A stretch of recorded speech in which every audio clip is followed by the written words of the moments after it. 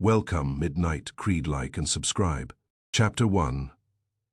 The cheerful cards. It was on a damp Tuesday morning that the business of postcards and promises came to Poirot's door. The rain had turned the street outside into a shining ribbon of slate, and the window panes were misted so that the world beyond seemed a smudged sketch rather than a place of firm outlines. Poirot, fastidious even in solitude, had arranged the room as though it were a small stage. The chairs angled with intention, the coal fire burning at a respectable level, the ornaments aligned with a delicacy that suggested moral principle. I had scarcely settled with my coat dried and my spirits restored when the bell rang. Poirot's bright, calculating eyes lifted to mine. "A visitor," he observed, "and one who is anxious, but not hysterical. We shall see." Miss Clara Bennet entered with the air of a person determined not to collapse. She was young, plainly dressed, and pale in that way that belongs not to illness, but to sleepless thought. In her gloved hands she held a slim leather portfolio, clutched as though it contained not paper but something sharp. "Mr. Poirot?" she asked. Poirot bowed. "At your service, madam. And this is my friend, Mr. Edward Langley." She sat when invited, but did not release the portfolio at once. Her gaze remained fixed on Poirot's face, as though she expected the mere sight of him to settle her situation into sense. "I have been told you do not dismiss matters simply because they appear small," she said. Poirot's expression was mildly reproachful. "There are no small matters, only small minds. Tell me." She drew out 6 postcards and set them upon the table in a careful row.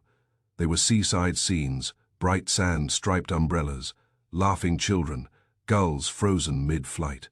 The colors were absurdly cheerful against the grey light of the room. "They are from my fiancé," she said, "Mr. Adrian Cole." Poirot did not touch them immediately. He watched Miss Bennet as she spoke, as if he were reading her for footnotes. "He went to Greyhaven," she continued. "A small coastal town. He had been ill with fatigue, and the doctor advised rest. Adrian said 3 weeks would be enough. He promised he would return on Monday the 9th.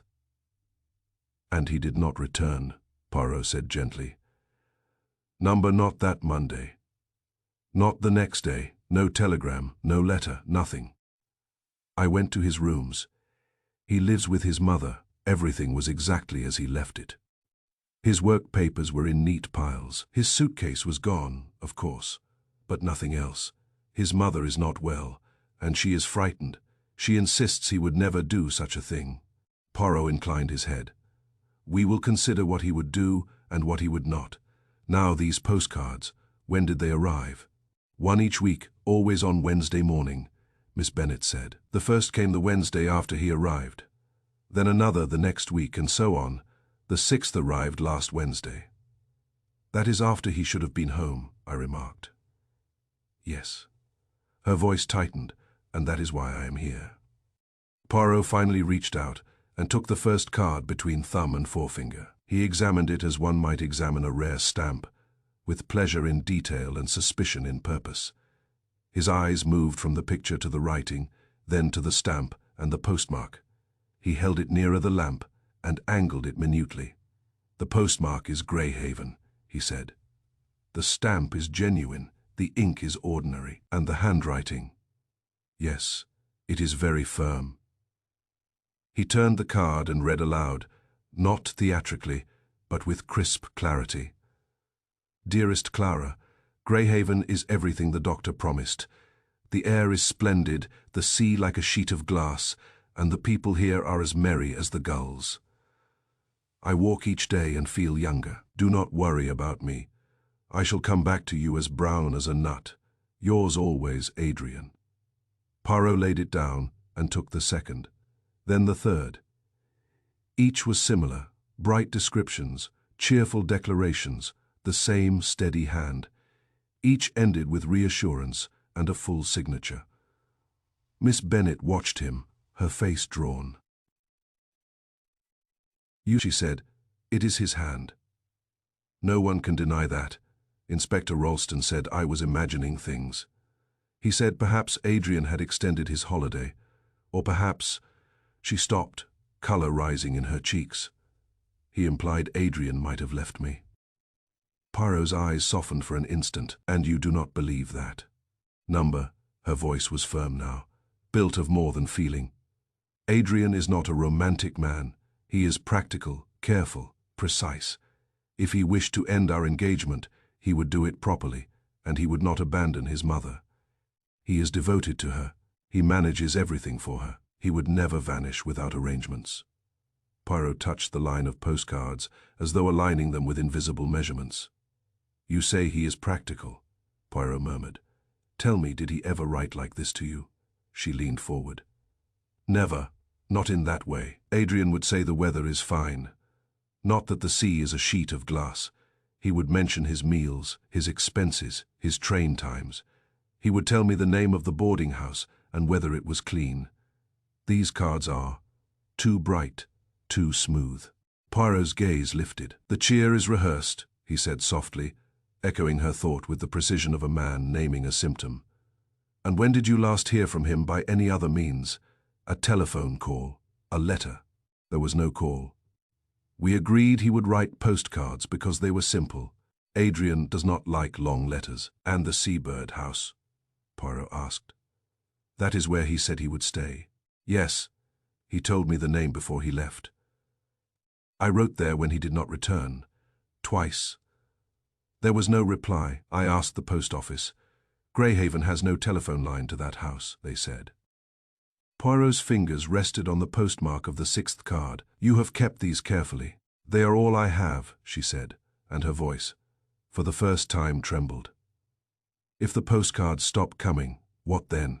The police will say he chose to go away. His firm will say he abandoned his post. People will whisper that I was foolish, and all the while, I do not know whether he is alive. The silence that followed was deep, broken only by the small sound of the coal settling in the grate. Poirot sat quite still. Then he said, very quietly, Madam, you have done the correct thing in coming to me, because what troubles this matter is not what is written, but what is unsaid. She stared. Hans, Poirot, lifted one card. A man who is careful will mention the details. Yet there is no mention of his mother, not even a phrase such as, tell mother, I am well. There is no mention of money, though 3 weeks at the Seaside cost something. There is no mention of the boarding house by name, as a practical man would certainly do. There is no mention of any person he met, though even the solitary man encounters a landlady, a waiter, a porter. Instead, there are only pictures of brightness and repeated assurances.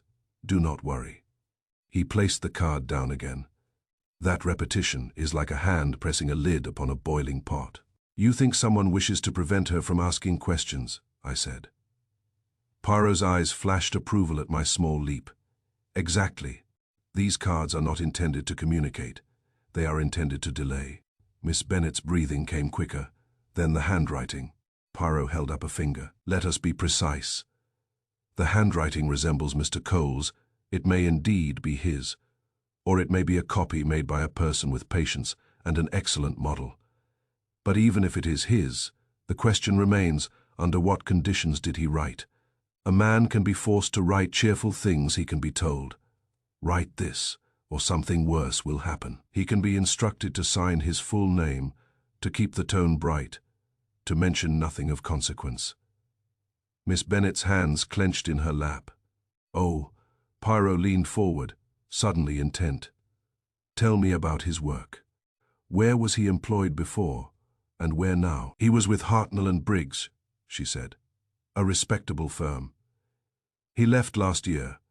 He said he had been offered a better position with a private company, Levington and Shaw. They manage accounts for several businesses. Adrian said the pay was good and the work required discretion. Discretion, Poirot repeated, and the word sounded different on his tongue, less like virtue and more like a veil. Did he say why discretion? Number only that it was important to keep clients' affairs confidential. Poirot nodded, as though he had expected exactly that answer. And did he have enemies? Did he fear anyone? Not that I know. Adrian is not quarrelsome. He avoids conflict. Poirot's gaze sharpened. Such men are often chosen as victims because they are easy to push. He stood abruptly, as though the decision had already been made, and had only now received permission to become action. "We go to Greyhaven," he said. Miss Bennet rose too, startled. Today," Poirot said. "It is already late for the truth, and I do not like lateness. You, Miss Bennet, will return home. You will behave as usual. You will not speak further with Inspector Ralston. You will tell no one that you have consulted me. But if he is in danger, we must not warn the person who sends these cheerful cards," Poirot said evenly. "Any alarm may make them change their plan. Silence, for the moment, is our ally." Her eyes filled, but she nodded, gripping herself back into composure. "You will help him," she whispered. Poirot's face, for all its precision, held a kind of stern compassion. "If he can be helped, yes, and if he cannot, then we will at least give him justice." When she had gone, Poirot gathered the postcards into a tidy stack, tapped them square, and placed them in his inner pocket with the care one gives to evidence. "Do you truly believe the cards are forged?" I asked. Poirot tilted his head. "I believe they are unnatural. That is enough to begin. But consider, Miss Bennet says the handwriting is unmistakable. A clever forger might indeed produce something very close. Yet the very perfection of these letters troubles me. There is no variation, no haste, no small mistake. Each line is too disciplined." "Because the writer was careful," I suggested. "Precisely," Poirot said. "But a man writing to the woman he loves is not careful in that way. He is human. He is sometimes lazy, sometimes tender, sometimes impatient. These cards are like a performance. The writer is on parade." He drew out the 6th card and indicated the signature. "Always the full name, always Adrian Cole. Never Adrian alone, never a shortening, never a familiar private joke. It is the signature of a man instructed to make it official." "And the purpose," I said slowly, "is to delay a search." Poirot's eyes shone. "Yes, to buy time. While time is bought, something else is done. Money moved, papers arranged, a person hidden, a crime completed." He put on his hat with a motion that seemed to sharpen his whole figure. "Come, we must see this Greyhaven, this seabird house, this post office with its convenient postmarks, and we must learn what sort of place welcomes a man, then lets him vanish, while still sending his cheerful cards into the world." Within the hour we were on a train, the landscape sliding by in wet winter colors. Poirot sat opposite me, the postcards laid out again in his lap, like a set of clues in miniature. He did not talk much. When he did, it was only to ask a question so small, I might have missed its importance. The hour of delivery, the route of the post, the possibility of a person posting cards without staying in the town. By late afternoon, we reached Greyhaven. It was not the bright world of the postcards. The sea was steel, colored, the beach empty, and the pier shuttered and forlorn. The wind off the water smelled of salt and cold iron. A few gulls cried overhead, not merrily, but sharply, like complaints.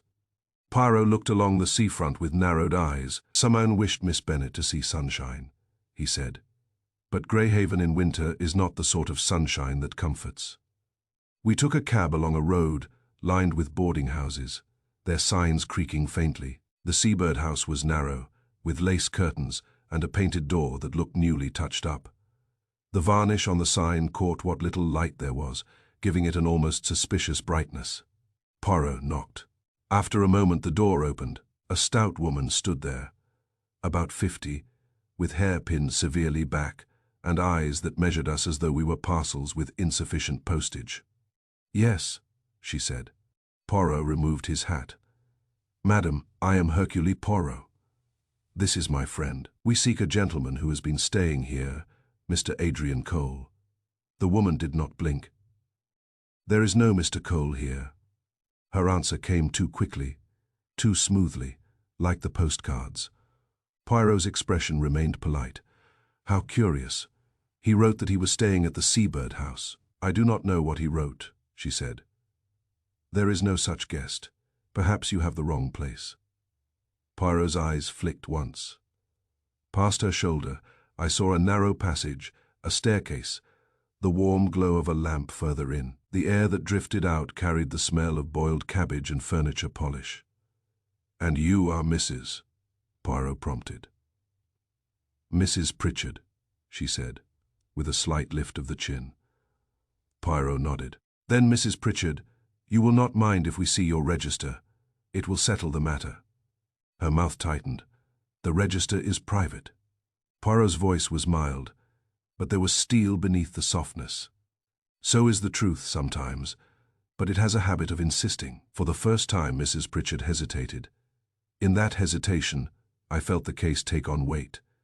This was no longer a matter of a late fiancé and a nervous girl. This was a door being held shut against questions. Then, from upstairs came a dull thud, something heavy striking wood, followed by the faint sound of a hurried movement, as though a foot had scraped on a stair. Mrs. Pritchard's eyes darted upward. Poirot's fingers, which had lightly rested on the doorframe, became suddenly still. "Ah," Poirot said quietly, "so there is someone in your house who does not wish to be discovered." Mrs. Pritchard stiffened, anger flaring. "I do not know what you—" Poirot stepped forward, not forcing entry, but making it plain that he would not be dismissed by a lie and a slammed door. "Madam," he said, very softly, "you may close this door, but you will not close the matter. If Mr. Adrian Cole is not here, then you will show me the register and prove it. If he is here, then you will wish, perhaps, that you had not begun your day with a falsehood." For a second, the wind outside moaned along the seafront, and the house seemed to hold its breath. Mrs. Pritchard's eyes were hard, but her face had lost its certainty. Whatever lay upstairs had betrayed her composure. Poirot did not raise his voice. He did not threaten. He only waited, patient as a man certain that the smallest crack in a story will, in time, widen and— As I stood beside him on that threshold, the 6 cheerful cards seemed suddenly less like harmless messages and more like a neat arrangement of stepping stones, placed to lead us away from a darker shore. Chapter 2. The silence between words. Mrs. Pritchard stood rigid in the doorway, her body making a barrier with the practiced efficiency of a woman, accustomed to refusing requests. Her face had the stubborn set of one who believes that if she repeats a thing often enough, it will become true. "There is no Mr. Cole here," she said again, each word clipped. "And you have no right, none at all, to come making accusations in my house." Poirot did not move from the threshold. He did not press forward, nor did he retreat. He merely held his position, as though he had placed himself there with a ruler and could not be shifted without upsetting the balance of the whole street. "Madam," he said softly, "I make no accusation. I only make the request for the register. It is private." Poirot's eyes went, for the briefest instant, to the staircase behind her. The house was narrow, like a corridor disguised as a home. The sound we had heard, heavy then hurried, seemed now to hang in the air like the aftertaste of something bitter. "Private," Poirot repeated. "Yes, but you are an establishment, are you not? You receive guests, you take their money, you put their names in the book. That book is not a diary, it is a record."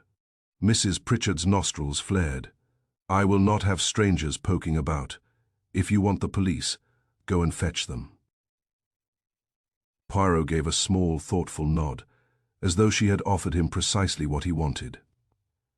"We may indeed speak to the police," he said, "but it will be inconvenient for you if they come and discover that you have refused to show the register regarding a missing man." Her eyes narrowed. "Missing, I told you." Poirot held up a hand, palm outward, in a gesture that stilled her words without rudeness. "Listen, I have been engaged by Miss Clara Bennet.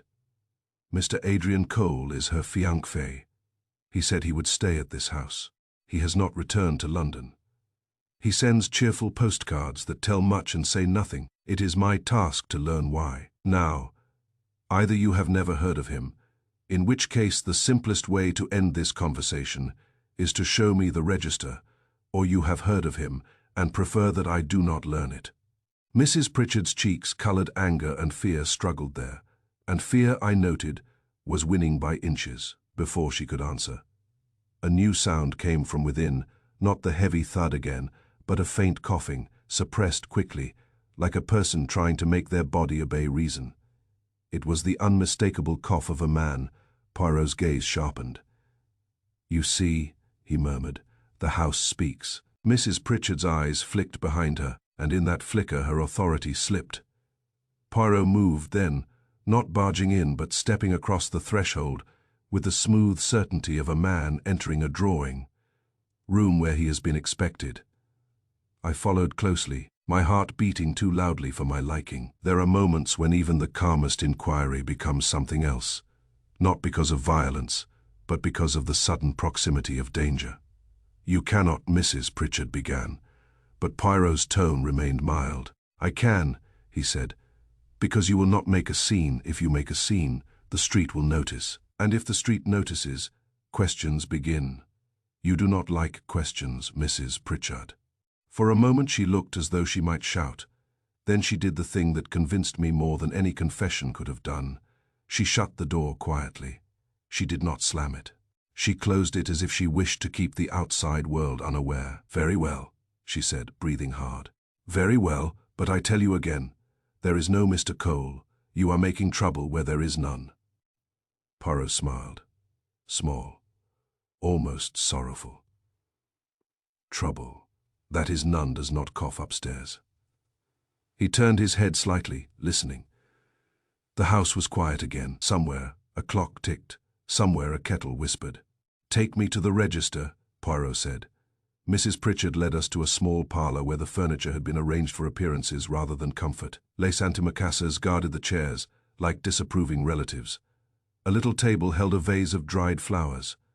Everything was clean, but the cleanliness felt defensive, as though it had been applied to conceal rather than to welcome from. A drawer, she produced a large book with ruled lines. She placed it upon the table with an air of insulted dignity and flipped it open. "There," she said, "look as much as you please." Poirot leaned over the pages with the care of a scholar. I watched, and I could not help noticing that he did not read as I would have read, seeking only the name in question. He scanned the whole, taking in the pattern of handwriting, the spacing, the habits of the pen. To Poirot, a book of names was a book of character. He ran a finger down one page, then another. His face remained composed, but his eyes grew very intent. He said at last. Mrs. Pritchard crossed her arms. "No Mr. Cole, you see." Poirot's finger tapped a line. "No Mr. Cole, but there is, perhaps, a Mr. Coyle." Mrs. Pritchard's chin lifted. "If someone writes their name badly, what is that to me?" Poirot's finger moved again. "And here, a Mr. Hercule, only initials, arrived 3 weeks ago, departed. No date of departure." Mrs. Pritchard's lips tightened. "He left. On what day?" "I do not keep the day in my head. People come, people go." Poirot turned a page. "Yet you keep the names very neatly. Your hand is careful, Mrs. Pritchard." There was a pause. Poirot looked at the ledger again, then at her. "This page is newer than the others," he said quietly. "Nonsense." Poirot's voice remained gentle, but the gentleness was now a knife. "Not nonsense. The paper is whiter, the ink is darker, the lines are less worn. One might say that a page has been replaced." Mrs. Pritchard's mouth opened, closed. "You are imagining." Poirot straightened, and suddenly the room seemed smaller, as though his certainty had taken up space. "Madam, I do not imagine. I observe. Your register is not honest." A flash of rage came into her eyes. "How dare you speak to me?" Poirot's hand lifted, not to silence her, but to direct attention upward. "Who is upstairs?" There was a long moment in which Mrs. Pritchard did not answer. Her breathing had become audible. She looked, very briefly, toward the door as though measuring the distance to escape. Then she did something surprising. She sat down. "I have done nothing wrong," she said, and her voice, though stubborn, trembled slightly. I have only kept my house." Poirot pulled out a chair and sat opposite her. His posture was relaxed, almost conversational, as if we were discussing the weather, rather than a missing man. "Tell me," he said, "who asked you to keep it in this way?" Mrs. Pritchard's eyes darted to mine, then away. "No one asked me anything." Poirot nodded slowly. "Then you did it for money." A color rose in her face, not merely anger now, but shame. She gripped the arms of her chair. "I have a business," she said. "You do not understand. Winter is hard here, people do not come. The bills do not wait because the sea is cold." Poirot did not condemn her. "So," he said softly, "someone offered you money." Silence. Poirot waited. He had a patience that was not passivity. It was pressure, steady, polite, inevitable. At last Mrs. Pritchard whispered, "A gentleman." "A gentleman," Poirot echoed.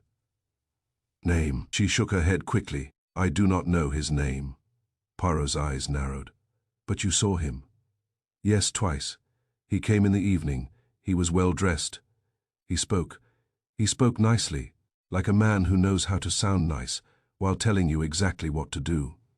"And what did he tell you to do?" Mrs. Pritchard's hands twisted together. "To say a man named Cole was here, to accept a suitcase, to keep a room ready, and to," she swallowed, "to post postcards." My stomach tightened. "You posted them?" I blurted. Poirot lifted a finger, and I bit back further speech. Mrs. Pritchard nodded miserably. "He brought them already written. He brought stamps. He told me to post one each week. He said it was for the man's family, so they would not worry while he settled something." Poirot's voice was very quiet. "And did you ever see Mr. Adrian Cole himself?" She shook her head. "Number not once." Then the cough upstairs. Her eyes widened with sudden fear. "I do not know about that. I have no one upstairs. Only un lodger, a man I took in last week, sickly. He does not go out." Poirot's gaze was piercing. "And his name?" Mrs. Pritchard's lips parted, then closed again. Her silence was an answer. Poirot rose, and I felt my own muscles tense, ready for whatever might come. "Show us," Poirot said. She began to protest, then seemed to see the futility of it. With a stiff movement she stood and led the way to the staircase. Each step creaked under our feet, a nervous sound in the stillness. At the top of the stairs was a narrow landing and a door. Mrs. Pritchard hesitated before it, her hand on the knob. Her eyes were fixed on the wood as though it might bite. Poirot's voice softened. "You are afraid now, but you were not afraid when you took the money." "I did not know," she whispered. "He said it was nothing, only postcards." Poirot said nothing, but his silence carried a weight of reproach more severe than words. Mrs. Pritchard turned the knob and pushed the door open. The room beyond was small, with a single bed and a washstand. The curtains were drawn, though it was still daylight. A lamp burned on the table, giving the space a dim, stale glow. The smell was of sweat, old medicine, and something metallic that made me think of pennies held too long in the palm. The bed lay a man. He was thin, with a growth of dark stubble and hollow cheeks. His eyes were open, and as they fell upon us, a startled fear crossed his face. He tried to sit up, but weakness held him. "No," he rasped. "No. No, don't."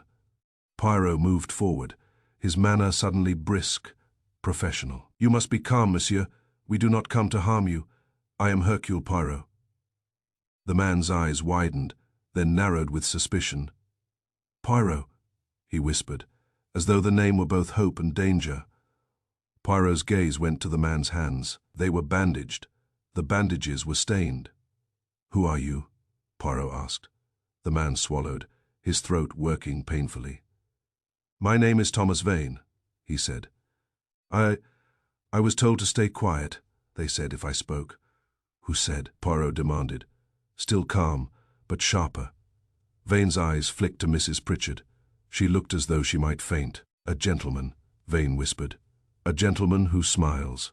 Poirot's face did not change, but I felt a chill. A gentleman who smiles can be the most dangerous kind. Poirot spoke gently now, as though coaxing a frightened animal. Thomas Vane. Do you know Adrian Cole? The man's breath caught. Yes, he said hoarsely. Yes, that's why. Oh God. Poirot leaned closer. Where is he? Vane's eyes filled with panic. I don't know. I swear I don't. I saw him. Only once. Only once. Then they took him away. Who took him? Vane shook his head violently, then winced with pain. I didn't see. It was dark. They came in a car. They said it was an accident. They said he fell. Poirot's eyes were fierce. He did not fall into an arrangement of postcards, Mr. Vane. Tell me the truth. Vane's lips trembled. I can't. They'll kill me. Poirot straightened and looked at Mrs. Pritchard. You see, this is what your money bought. Mrs. Pritchard put a hand to her mouth, her face grey. I didn't know, she whispered again. Poirot turned back to the bed. His voice softened, and there was something in it that always moved me, a moral certainty that did not shout but did not yield. Mr. Vane, he said, you are already in danger because you know something. Silence does not protect you. It only helps the person who wishes to hide the truth. You must speak. Vane's eyes squeezed shut. For a long moment he fought with himself. Then he opened them and stared at the ceiling as though reading there the consequences of his own words. It began with money, he whispered. Always money. Cole worked for them, Lavington and Shaw. He found something in the accounts, something wrong, he told me. Because I do odd jobs for them sometimes, deliveries and such. He said they were moving funds, that someone was using clients' money to cover losses. He said if he stayed, they'd make him sign things. If he left, they'd ruin him. Vane nodded faintly. He said he needed time to think. He said he would speak to his fiancée, Miss Bennet, after he had proof. He said he'd keep quiet until then. Poirot's voice was low. And the postcards? Vane swallowed. He never wrote them. Not those cheerful things, they were already arranged. The gentleman who smiled said they would keep her calm. He said, woman worry, let her see the sun. Poirot's eyes flashed with contempt. A charming sentiment. Vane's bandaged hand twitched. Then Cole vanished. And he broke off, breathing hard.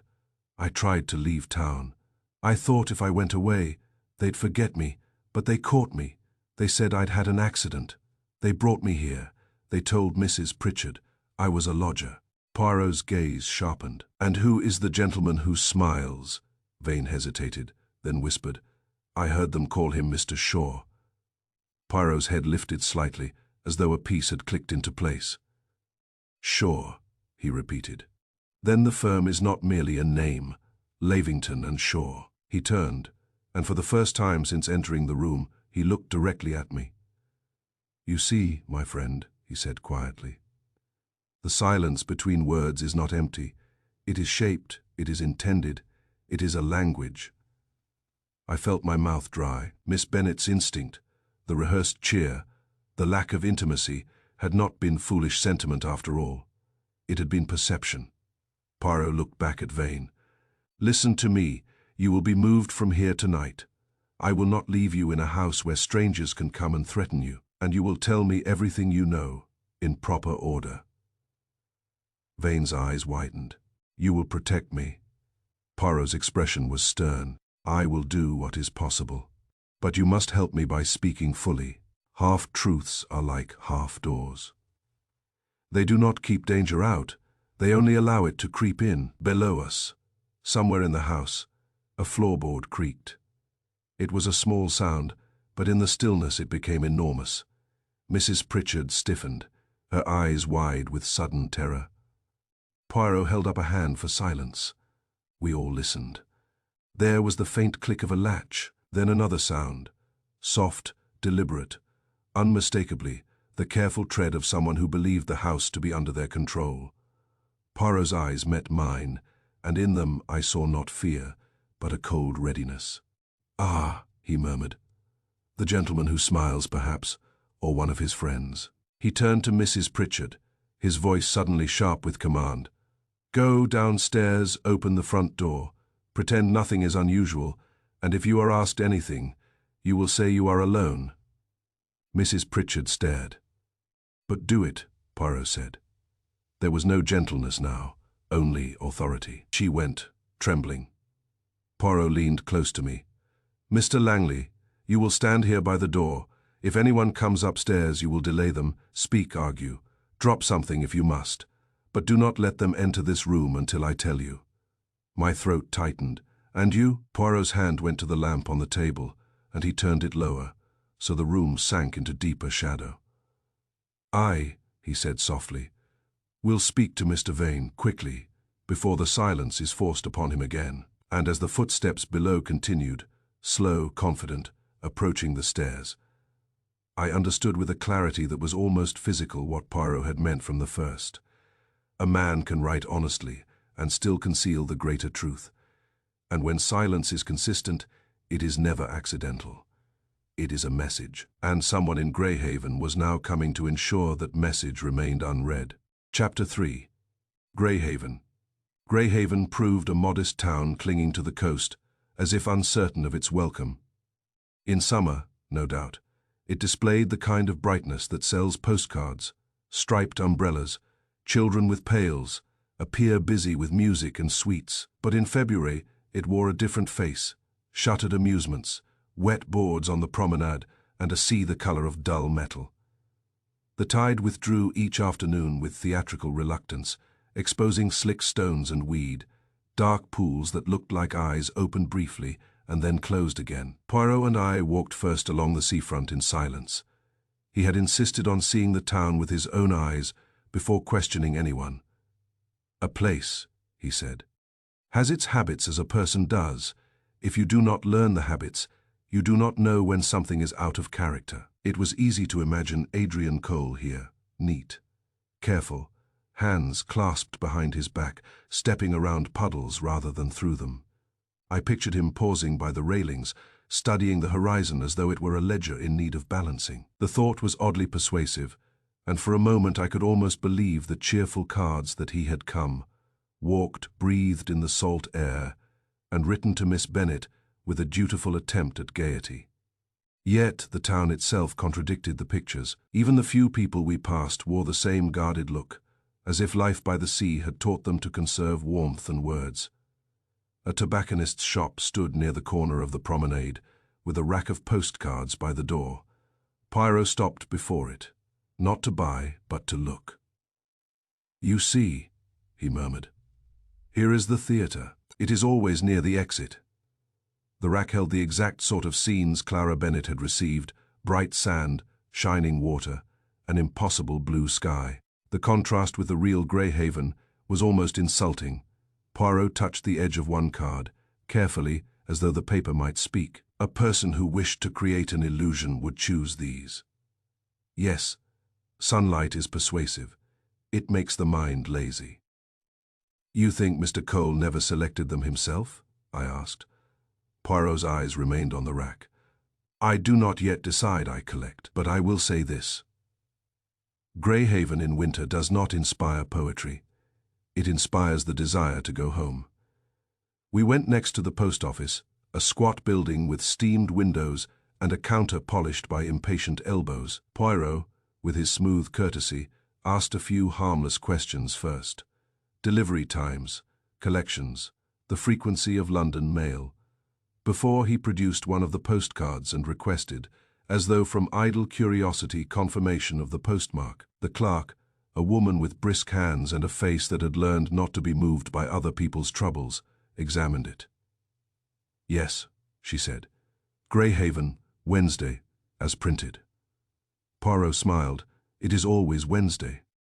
"That's when the big collection goes out," she replied. "Mid-morning. Anything posted before then makes the day's stamp." "And if a person posts a card later," Poirot asked, "then it waits till the next day." Poirot thanked her and asked lightly whether she recalled seeing a quiet gentleman posting cards each week. The clerk's expression did not change. "We see many quiet gentlemen, and loud ones. If you want memory, you should buy it, not ask for it." Poirot gave a small bow. "You are wise, madam." Outside, the wind slapped rain against our faces like thrown gravel.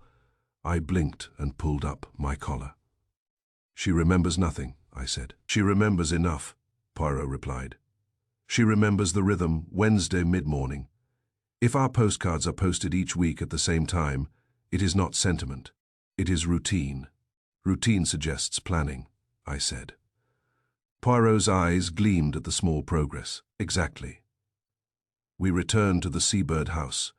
Mrs. Pritchard, pale and restless, admitted us with the air of a woman who has discovered that her front door is no longer a boundary, but merely a piece of furniture. Poirot had left Thomas Vane upstairs, under strict instruction to remain quiet, and had taken a quick decision about him. He must be moved, he had said. But first, we must use what he knows, while the fear has not yet closed his mouth again. Mrs. Pritchard hovered in the parlour, twisting her apron, though she wore no apron. Her eyes kept darting toward the stairs. "Mrs. Pritchard," Poirot said, "you told us you posted the cards. You told us a gentleman brought them already written. Now you will tell us one more thing. Where did you post them?" "Here, in town." "Yes," she whispered, "at the post office, and always on Wednesday morning." "Yes." Poirot nodded as though confirming a figure in an account. "Good, that will be all for now. You may go." She stared. "Go." But Poirot's tone became sharp. Not cruel, but decisive. "Go, your nerves make noise." She fled the room as though grateful to escape her own complicity. Poirot turned to me. "Now, Greyhaven is the stage, the postcards are the props, and the missing man is the actor who has been removed. We must learn where he was last truly seen."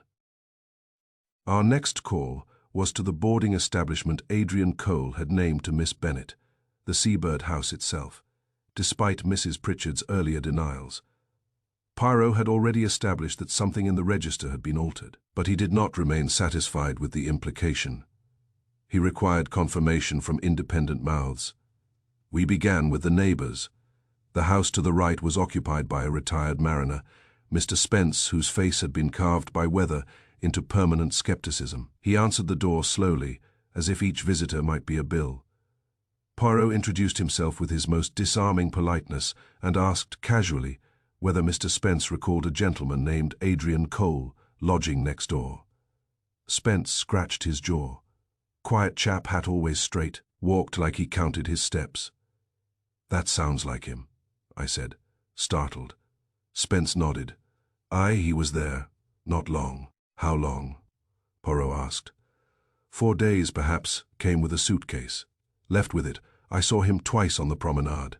He looked as if he'd rather be in an office." Poirot's eyes narrowed. "Did you see him after those 4 days?"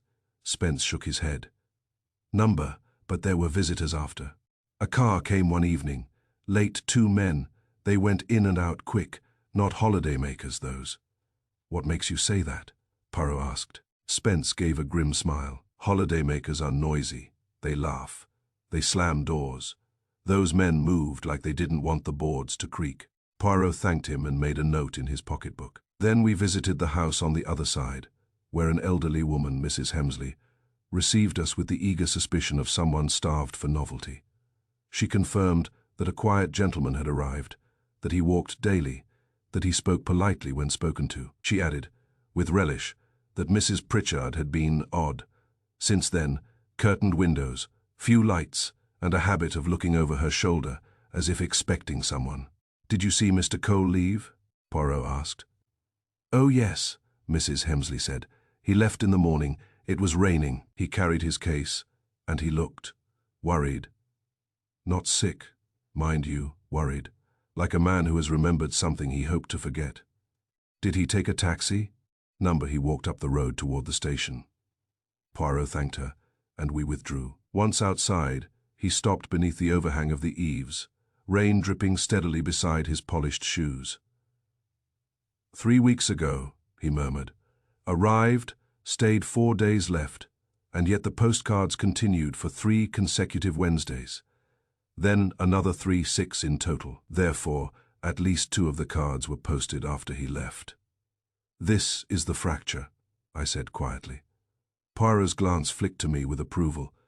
"Yes, the first fracture in the story that was presented to Miss Bennet." If Mr. Cole is not in Greyhaven after day 4, then someone else is in Greyhaven in his place, at least for the purpose of posting these cards. We returned to the promenade, and Poirot led me, quite deliberately, past the postcard rack again.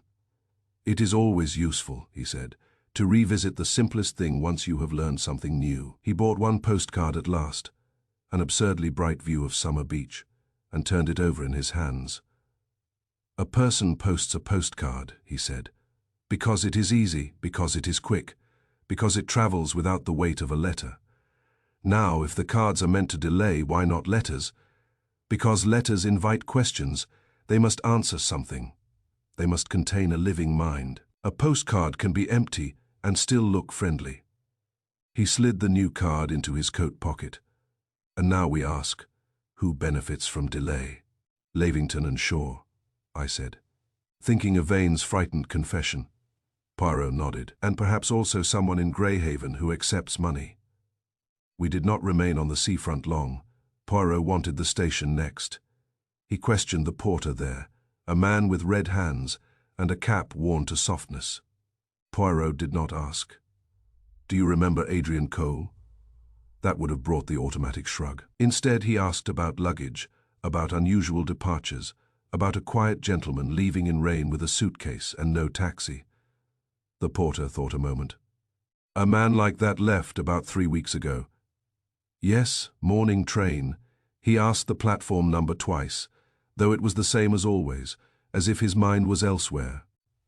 "Did anyone meet him?" Poirot asked. The porter hesitated. "I can't be sure. There was a car outside, but there's always cars.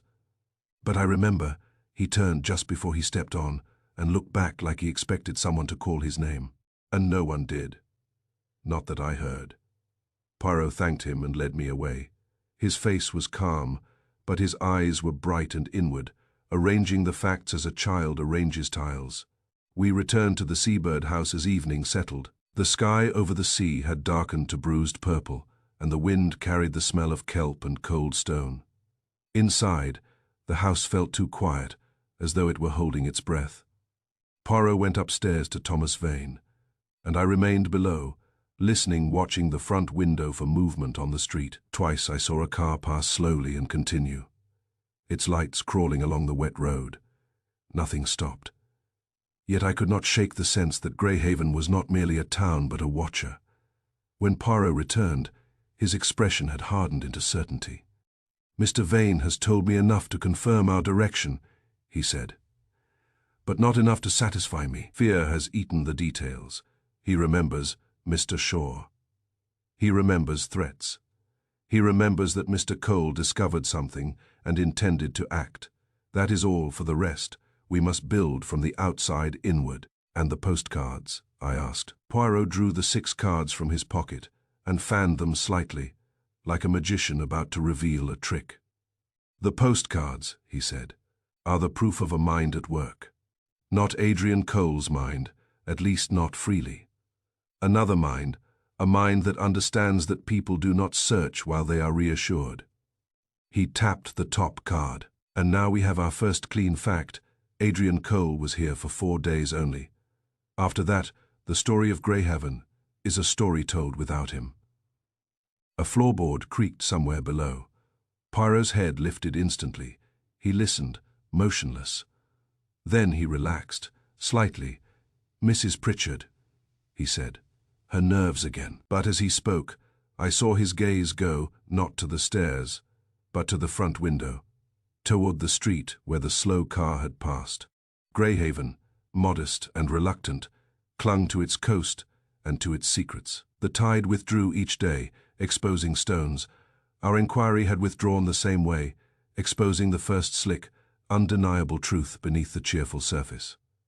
If Adrian Cole had not been present, then someone had been present in his stead, and that someone had been careful enough to make even silence speak. Chapter 4. The post office clerk. The Greyhaven post office was a narrow place set back from the seafront, its brass fittings dulled by countless hands, and its windows clouded by damp coats and warm breath. Nothing in it suggested drama. That, Poirot remarked, was precisely why it mattered. "A system," he told me as we entered, is often honest. It is also often blind. A clever man uses the blind part. Behind the counter stood Thomas Reed, a spare fellow of about 40 whose movements were so regular they seemed timed to an invisible clock. He stamped, sorted, and shelved with perfect economy, hardly lifting his eyes from the work. Poirot bought stamps and envelopes, paid slowly, and allowed the man's habits to display themselves. Reed did not study faces. He studied parcels. Routine was his protection against interest. When the counter cleared, Poirot spoke lightly. "Busy even in winter, Mr. Reed." "It has its moments," Reed said, already turning to the next bundle. "And the midweek collection?" "Wednesday, yes?" Poirot asked. As though making idle conversation, Reed nodded. "Mid-morning," Poirot smiled. "Then a postcard posted before that gets the Wednesday stamp." "If it's in on time, it goes," Reed replied. His tone held no warmth, only procedure. Poirot leaned a fraction closer. "And if someone brings in postcards each Wednesday, week after week, you do not notice who it is?" Reed glanced up at last, faintly irritated. "We don't have time to notice faces. If the stamp is paid, it goes." Poirot's expression brightened, as though Reed had given him a compliment. "Exactly. It goes. That is the beauty and the weakness. The system obeys without asking why." He produced one of Clara Bennett's postcards and set it gently on the counter. "These were posted here, 6 of them. Perfectly processed, perfectly stamped, yet the writer, Mr. Adrian Cole, has vanished." Reed's fingers paused, just long enough to betray a human thought behind the mechanism. "I don't know that name," he said carefully. Poirot nodded, not arguing. "Perhaps you do not, but you may recall a habit. Someone who insured these cards entered your collection at the same time each week." Reed looked down at the postmark as though he wished it would speak for him. "People post cards for other people," he said at last. "Boarding houses, shops, it's not against rules." "No," Poirot agreed softly, "not against rules, only against truth." Reed's jaw tightened. "We don't police truth." "Of course," Poirot said. "You police postage. Now tell me, on those Wednesdays, did anyone bring cards directly into the sorting room?" Color rose faintly in Reed's cheeks. He hesitated, and that hesitation was the first real confession. "A gentleman came," he said. "Very low, well-dressed, gloves. He said he had business with the postmaster. The postmaster was out. He said the cards were urgent, already paid, and must go with the mid-morning collection." "And you allowed it?" Poirot said calmly. Reed swallowed. "He left a little money. He said it was for charity."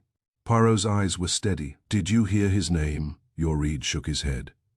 "Number but outside. Once, I heard another man call him Mr. Shaw. He got into a dark car." Poirot's face became very still, as though a piece had clicked into its proper place.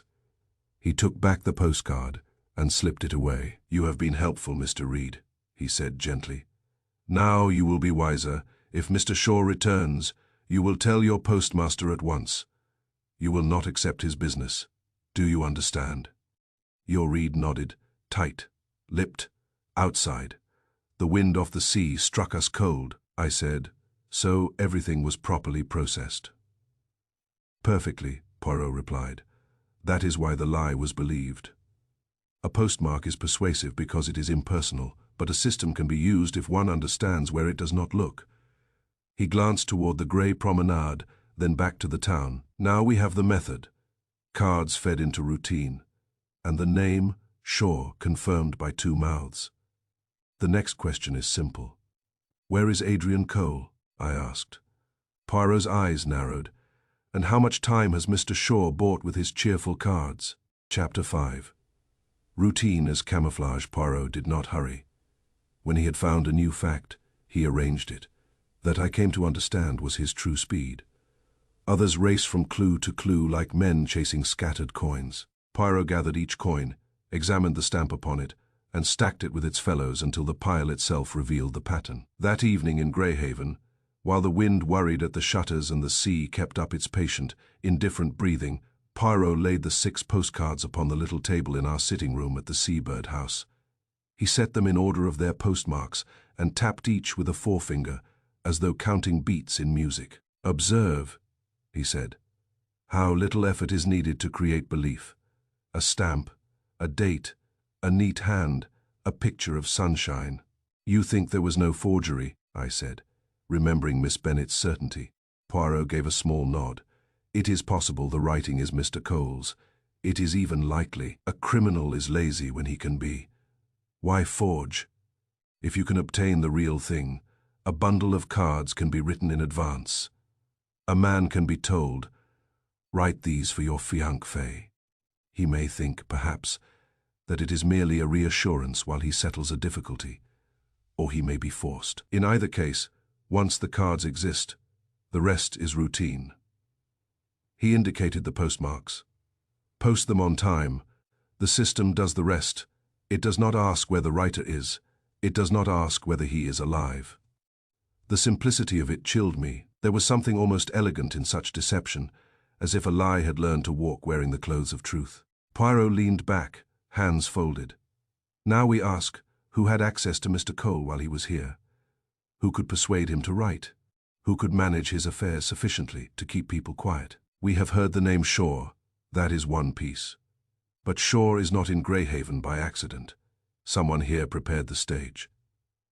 The next morning, we returned to the boarding house, not with confrontation, but with the careful air of men making ordinary inquiries. Mrs. Pritchard was subdued, her face drawn, her eyes red from a night of broken sleep. Fear had stripped her of sharpness. She answered what Poirot asked. But her answers were small, defensive, incomplete, like a person trying to pay a debt with pennies. Poirot did not waste time on her guilt. He asked instead about Mr. Cole's days in Greyhaven. The true days, the 4 days the neighbors had confirmed. "Did he receive visitors?" Poirot asked. Mrs. Pritchard hesitated. Not many." Poirot's gaze remained mild. "Not many is not none." She swallowed. "There was one gentleman. He came twice." "A local?" I asked. "No," she whispered. "Not local. He dressed well. He spoke like a man used to offices." Poirot's eyes sharpened. "Name?" "Mr. Finch," she said, reluctantly. "Harold Finch." Mr. Cole called him Harold. Poirot's face did not change, but I saw the quick inward movement of thought. "A business associate," he murmured. "And this Mr. Finch, he came while Mr. Cole was still present." "Yes, in those 4 days." Mrs. Pritchard nodded. "Yes, he brought papers once. A brown envelope. Did he stay long?" "Not long. He went up to Mr. Cole's room. They spoke behind the door." Poirot asked the question that mattered most. "And after Mr. Cole left, did Mr. Finch return?" Mrs. Pritchard's eyes flicked away. "Yes. How many times?" She licked her lips. "More than once." "And did he bring postcards?" Mrs. Pritchard flinched, as though the word itself struck her. "Sometimes. Or sometimes he brought nothing and only asked if they were posted." Poirot nodded slowly. So Mr. Finch maintained the routine. He let a moment pass, then said quietly, "Mrs. Pritchard, you will write down for me Mr. Finch's description as well as you can. His height, his age, the color of his hair, anything at all." "I don't want trouble," she whispered. Poirot's voice was gentle, but unyielding. "Trouble has already found you. Now you may choose whether it finds you as a frightened servant of a lie, or as a witness to the truth." She went to fetch paper with trembling hands. When she had gone, Poirot looked at me. "You see, routine is camouflage. Once the pattern is established, Wednesday postcards, cheerful messages, no alarm, people relax. They stop asking, and while they stop asking, the criminal moves." "Moves what?" I said. Poirot's eyes were hard. "Money, papers, a man, perhaps a body." The last word fell softly, but it made the room colder. By midday, Poirot had located, through discreet inquiry, the address Finch had given in Greyhaven, a rented room above a closed tea shop near the station. It was one of those places that exist for convenience rather than living, smelling faintly of damp wallpaper and stale coal. The door was locked. The landlady, a woman with suspicious eyes, insisted Mr. Finch had gone back to London yesterday. Poirot thanked her warmly, as though she had offered good news. But once outside, he murmured, "Yesterday is too neat. Everyone in this story leaves yesterday." He took me again along the promenade. The tide was out, bearing a strip of slick stones and dark seaweed. Here and there small pools glittered in the grey light, reflecting a broken sky. Poirot paused by the railings. "Consider," he said, "a town like this, in winter. Few watchers. A man can depart unnoticed. He can take a train. He can take a car. He can take a boat." "A boat," I repeated. Poirot's finger indicated the harbour at the far end of the curve. Fishing boats lay tethered, their ropes creaking gently. The sea provides cover. It is vast, indifferent, full of distances. A man who wishes to remove something from sight may prefer water to road. We walked on. Poirot's mind, however, was elsewhere, reconstructing, fitting the pieces. Adrian Cole, fearful about accounts. Finch, visiting with papers. Shaw, feeding postcards into routine. Vane, frightened into hiding. That evening, with the daylight fading early, and the seabird house taking on again its cramped, shadowed air, Poirot set about the work he liked best, assembling method. He laid out a sheet of paper and wrote, in his precise hand, a simple sequence. Cole arrives in Greyhaven. Finch visits Cole with papers. Cole leaves after 4 days. Worried, postcards continue, posted to a schedule. Finch returns repeatedly, checking the postings. Shaw appears, using the post office's blind spots. Poirot tapped the list. "This is not the story Miss Bennet was given." That story was, Cole is at the seaside, resting, writing cheerfully. But the true story has movement. It has management. It has supervision. And Finch, I said, is central to that supervision. Poirot nodded. Yes, Finch is local to the method, even if he is not local to the town. He is the one who has direct access to Mr. Cole's papers. He is the one who can say, "Write these cards." He is the one who can keep the illusion alive. "You said earlier that criminals are lazy," I remarked. Finch seems diligent. Poirot's eyes glittered. Because he is not merely a criminal servant. He is a partner. The name you heard from Mr. Vane was Shaw, but the firm itself is Lavington and Shaw. Finch may be a third man, a man who profits without being the face. Such men are often the most dangerous, because they prefer to be thought harmless. I could not help picturing Finch, well-dressed, office, polished, smiling politely as he carried a brown envelope up to Adrian Cole's room. Polite men, I reflected, are capable of dreadful things without raising their voice. Poirot folded the paper and slipped it into his pocket. "Tomorrow," he said, "we return to London." "To London," I exclaimed.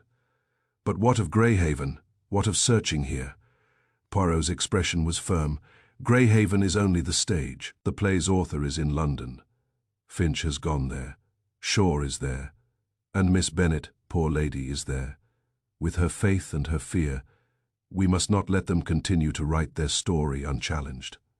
He rose, adjusting his cuffs with his usual exactness. "Also," he added quietly, "we must arrange safety for Mr. Vane. He will travel too. A frightened man is useful only while he is alive." Outside, the tide began to return, creeping back over the stones, covering the exposed pools one by one. It seemed to me a fitting image. We had drawn back the water from one section of the truth and seen what lay there. Slick, cold, undeniable. But the sea did not surrender easily. It returned, as criminals return, attempting to conceal again what had been revealed. Routine, I understood now, was not merely comfort. In the wrong hands, it was camouflage. And somewhere beyond the grey horizon of Greyhaven, men like Finch and Shaw were counting on that camouflage to hold. Chapter 6. The financial undertow. We returned to London with the sensation of carrying Greyhaven's cold dampness in our coats. The city, by contrast, was all noise and urgency, omnibuses grinding, shop doors banging, voices raised in argument and laughter. Yet beneath that surface bustle, Poirot moved with the same controlled quiet as ever, as though London were merely another room he had entered and intended to tidy. Miss Clara Bennet came to see us that afternoon. Her composure had thinned since our first meeting. Worry had hollowed the softness of her face, and her hands, though still gloved, betrayed their tension in small, tightening motions. "You went to Greyhaven," she said at once. "You found nothing." Poirot did not offer comfort in the ordinary way. He offered clarity. "We found a great deal, Miss Bennet," he said gently, "but we will proceed carefully. First, tell me, has anyone contacted you? Any letter, any visitor, any message that seemed arranged?" She shook her head. "Only the silence. And Adrian's mother has grown worse. She sits by the window and listens for his step." Poirot's expression softened. "Then we must be quick, but not careless." He did not yet speak of Thomas Vane, of Shaw, or of the altered register. Instead, he asked for Adrian Cole's bank details, his employer's address, and the names of any acquaintances who might have business dealings with him. When Miss Bennet mentioned Harold Finch, Poirot's eyes sharpened in recognition. "Mr. Finch is known to you?" "Yes," she said. "Not well. Adrian introduced him once. Months ago, he said Harold was enterprising. I remember thinking he smiled too much. Adrian did not like him, I think, but he needed him." "Needed him for what?" Poirot asked. Clara hesitated. "Adrian never told me plainly, only that there was an opportunity, some venture. He said it might make our marriage easier. He wanted to provide properly." Poirot inclined his head. "A noble motive, often used by ignoble men." When she had gone, Poirot turned to me. "Now we follow the money. The cheerful cards are the surface current. The money is the undertow." That same day we visited Adrian Cole's local bank branch, a respectable establishment with heavy doors and an air of polite suspicion. Poirot did not stride in demanding facts. He presented himself as a professional man, acting on behalf of a distraught fiancée and an ailing mother, and he carried with him the quiet authority that makes clerks eager to cooperate rather than resist. Certain questions could not be answered without formalities, but the manager, after discreet consultation and the production of suitable letters, was able to confirm essential points. Mr. Cole, it appeared, had withdrawn a considerable sum shortly before his journey to Greyhaven. Not a casual withdrawal for holiday expenses, but a deliberate amount, large enough to be significant, small enough to be carried in cash without immediate alarm. The manager, who had the cautious tone of a man who disliked all irregularity, observed that Mr. Cole had never done such a thing before. "And this sum," Poirot asked, "was it paid by cheque or taken as notes?" "Notes," the manager replied. Mr. Cole requested it be broken into smaller denominations. Poirot's eyes narrowed slightly, convenient for passing hand to hand. The manager looked uncomfortable. "We cannot speculate, sir. We only provide what is requested." "Exactly," Poirot said. "The system obeys." When we left the bank, Poirot was silent for several minutes, walking with his hands clasped behind his back as he did when his thoughts were most active. At last he spoke. "A man withdraws cash in small notes," he said. "He does so when he intends to pay quietly. Not for a hotel bill, not for a train fare, for a person. A bribe," I suggested. "Or an investment," Poirot replied, "or a ransom.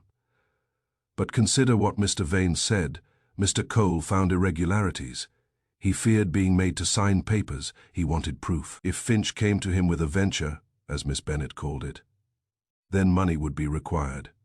Mr. Cole, practical and cautious, would not hand over such money without believing it served a purpose." We went next to a different address, one Poirot had obtained through discreet inquiry, the office of a small credit agency that handled personal debts. Poirot's method was the same: courtesy, careful phrasing, and the impression that he already knew the answer. From them, and from one or two other sources, he assembled a simple but revealing fact. Harold Finch, who had been pressed by debts for some time, had recently settled them with remarkable promptitude. "Surprising," I remarked.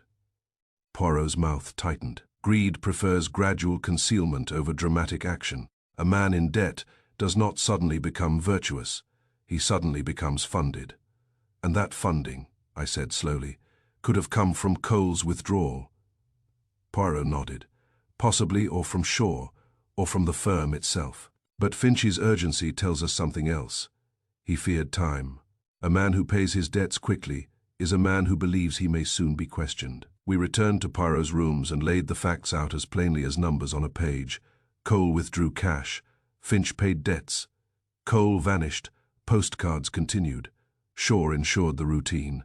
Poirot stood at the window, looking down at the street, his reflection faint in the glass. "Now we must consider psychology," he said. "Finch is not the sort to murder for passion. He is the sort to take advantage. He persuades, he pressures, he smiles, and he convinces a careful man like Cole that the safest course is to meet privately.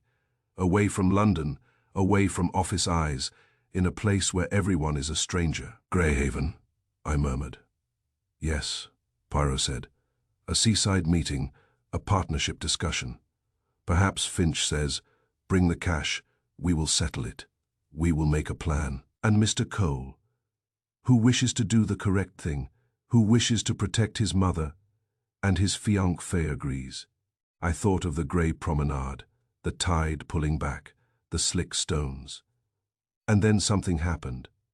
Poirot's gaze remained fixed on the street, but his voice lowered. Something irreversible. My mind, like all ordinary minds, leapt at once to the simplest picture. "A cliff path," I said. "A misstep." Poirot turned his head slightly. "Ah, the tempting simplicity. A body claimed by the sea. It is true. The ocean erases. It takes what it is given and does not return it easily. But you must be careful, my friend. The sea can be used as explanation precisely because it is so convincing. You think it may not have been an accident." Poirot's expression was grave. "I think it may have been made to look like one. Finch would prefer it. A man who lives by money prefers solutions that do not involve blood on his hands. At least not openly. He prefers a shove in the dark, a loosened stone, a suggestion of misfortune." He moved back to the table and touched the postcards lightly. "And while the sea does its work, the cards do theirs. They keep Miss Bennet waiting. They keep Mrs. Cole hoping. They keep the police uninterested, and they give Finch and Shaw time to arrange the accounts." "Then what do we do?" I asked. Poirot's eyes lifted, sharp and alive again. "We do what always must be done. We create pressure where they have relied on silence." He took a sheet of paper and wrote a name, Harold Finch. "Find him," Poirot said. "Not tomorrow. Not when he expects today. We will speak to him as a friend speaks, pleasantly, politely, while our questions tighten like a net." "And if he refuses?" I asked. Poirot smiled, but it was not a cheerful smile. "Then we make him understand that the sea does not erase ledgers. Money leaves marks. Debts paid suddenly are a confession written in numbers." As he spoke, I felt again the image of Greyhaven's tide, how it withdrew with reluctance, exposing stones and dark pools, then returned to cover them. Finch and Shaw had relied on that rhythm, reveal nothing, cover everything. Yet Poirot, with his precise mind, had begun to do the opposite. He was drawing the water back deliberately, inch by inch, to see what lay beneath.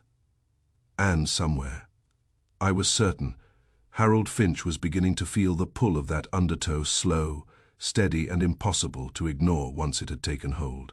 Chapter 7. The hand that posts Poirot's plan, once formed, had the quality of inevitability. He did not announce it with drama, he stated it as one states a timetable. "We have the name," he said. "We have the method. We have the motive that smells of money. What we require now is the act itself, caught in the moment it thinks no one is watching." It was therefore decided that I should return to Greyhaven alone, not as an investigator, for that would alarm the careful men, but as a harmless stranger with time on his hands. Poirot remained in London to arrange his own inquiries, those invisible threads he pulls so deftly through banks, offices and polite conversations. "Two nets," he explained, "one in the city, one by the sea. The fish will not escape both." I reached Greyhaven late in the evening and took a room at a different lodging house, choosing one that faced the post office by a narrow street. The town was quieter at night than any place had a right to be. Even the sea seemed to hush itself, as though it too were listening. I slept badly, waking often with the sense that something important was happening just beyond my hearing. At dawn I rose, dressed in dull clothes, and went out while the lamps were still lit, and the sky was only beginning to pale. The air had the raw bite of sea, cold, and the cobbles were slick with a thin film of rain. The post office windows glowed with interior light, and through the steamed glass I could see shapes moving, shadowy figures sorting sacks and stacking bundles. It was an hour for systems, for the quiet machinery of life that runs without applause. I entered and stood near the notice board, as though reading a poster about parcel rates. In truth, I watched everything. The counter was not yet fully open, but a side wicket had been lifted for early customers, fishermen and shopkeepers who liked to dispatch things before the day grew busy. Thomas Reed was there, exactly as I remembered him, sleeves rolled with identical neatness, hair-parted movements, timed like a metronome. He looked neither tired nor alert. He looked simply functional, like a clock that continues regardless of weather or grief. I waited. Several people came and went. A fishmonger posted a thick envelope. A woman sent a parcel wrapped in brown paper. Reed stamped, sorted, and slid items aside with the same indifferent precision. He did not glance at faces for more than a fraction of a second. Then, a few minutes after 6, Harold Finch entered. There was no doubt. Mrs. Pritchard's description, and my own quick memory of the sort of men who thrive in offices, fitted him perfectly. Well-dressed, careful shoes, gloves despite the hour, and a manner designed to be pleasantly forgettable. He carried himself with studied nonchalance, as if arriving at dawn in a seaside post office were the most ordinary habit in the world. The kind of ordinary that, once accepted, is never questioned. Finch did not look around in the manner of a guilty man. He moved as a man moves who has rehearsed being unconcerned. His gaze went to the counter, to Reed, to the little slot where outgoing mail was placed. Nothing in his face asked permission. It assumed routine. He reached into his pocket and produced a single postcard. It was already written. I could see that at once by the way he held it, careful not to smear the message, the ink still faintly fresh. He placed it on the counter and said something I could not hear. Reed took it, stamped it without remark, and slid it into the outgoing pile. The entire transaction lasted perhaps 5 seconds. Finch did not linger. He gave a small nod, turned, and walked out into the thin dawn light, disappearing down the street toward the seafront. I remained where I was, my heart beating with that foolish excitement one feels when a suspicion becomes a fact. Finch had come. Finch had posted. Finch had done it as habit. But one does not accuse a man on the strength of 5 seconds. Poirot would have insisted on more, on proof that speaks in the quiet language of certainty. I waited until Finch had gone well out of sight. Then I approached the counter and bought a small sheet of stamps, forcing myself to appear mildly sleepy and unimportant. Reed served me with his usual brisk indifference. His eyes slid off me as water slides off oilcloth. As I turned away, I allowed my gaze to fall casually on the outgoing pile. Reed's hands were already busy with other things. The postcard Finch had posted lay near the top. I did the only thing possible. I waited again. When the counter cleared and Reed stepped back through the door toward the sorting room, I moved with the quiet speed of necessity, lifted the postcard, and slipped it into my coat pocket. I did it not like a thief, but like a man retrieving his own property, calm, certain, without hesitation. Then I walked out, my breath tight in my throat. Outside, the sky had lightened, but the sun remained hidden. Greyhaven at this hour looked almost innocent. Wet pavements, shutters still closed, a gull crying once from the direction of the pier. I walked quickly back to my lodging house, shut the door of my room, and drew the curtain before I took out the card. It was one of the bright summer scenes that now felt almost obscene. Blue water, laughing figures, a painted pier. On the back was the same upright, disciplined handwriting Miss Bennet had shown us. The same restrained tone, the same careful absence of anything real. Dearest Clara, the air continues to do me good, and I have settled into a most restful routine. Do not trouble yourself about my return. I shall write again soon. Yours always, Adrian. I read it twice. Then a third time, feeling the now familiar frustration. It said nothing, yet I found myself studying not the words, but the writing itself, as Poirot had taught me to do. At first glance, it was perfect. Too perfect.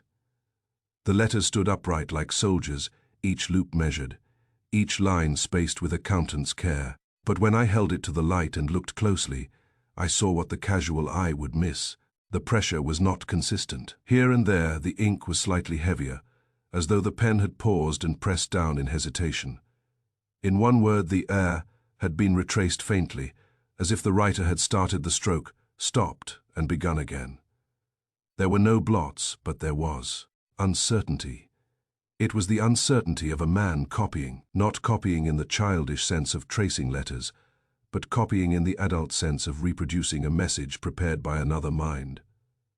A man can imitate a tone as well as a hand if the tone has been handed to him in advance. He can be given drafts, he can be told, write this exactly, keep it calm, keep it empty, keep it reassuring. Truthful words arranged before the crime. That thought chilled me. It suggested that the messages had been prepared at leisure, perhaps while Adrian Cole was still alive and still in London, perhaps while he was still capable of believing the situation could be solved without catastrophe. It suggested foresight, and foresight, in such matters, is rarely innocent. I telephoned Poirot at once, from the downstairs public box, choosing my words carefully. One never knows who listens, and Greyhaven seemed the sort of town where walls did not merely have ears, but made use of them. I saw Finch, I said quietly. At dawn, he posted another card. Poirot's voice, crisp and alert, came down the line. You are sure it was Finch? Certain. I took the card. There was a pause, brief, controlled. And the writing. It matches, I said. But there are small hesitations, the pressure changes. It feels as though he copied from something prepared. Poirot's tone sharpened with satisfaction. Excellent. That is what we needed. Not only that Finch posts, but that Finch posts under instruction. What do I do now? I asked. You do nothing dramatic, Poirot replied at once. You will not confront him. You will not follow him too closely. You will observe. Where does he go after the post office? Does he meet anyone? Does he visit the harbour? Does he return to Mrs. Pritchard? We must know his pattern.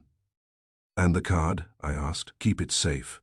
Do not let it be taken from you. It is a small thing, but small things are often the hinge of the door. He ended with his usual calm certainty. I will come to Greyhaven today.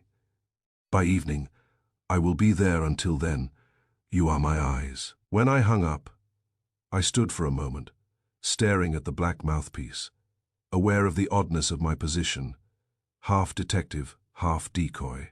The truth was we had begun to press Finch, and Finch would feel that pressure soon enough. A man who depends on routine notices at once when routine becomes watched. I returned to my room and placed the postcard inside my notebook, flattening it carefully, as though the paper might fold and lose its meaning. Then I went out again, not toward the post office this time, but toward the seafront. The tide was coming in. The stones that had been exposed at dawn were slowly being swallowed again, one by one. Greyhaven's method was always the same. Reveal, conceal, reveal, conceal. The sea did not tire of the rhythm, and that, I thought, was precisely what Finch and Shaw had relied upon. The ocean's patience, the system's blindness, people's willingness to accept a stamped date as proof of a living man. Yet now, for the first time, we had seen the hand that posted. We had caught the lie in the act of renewing itself. It was no longer merely a story told to Miss Bennet.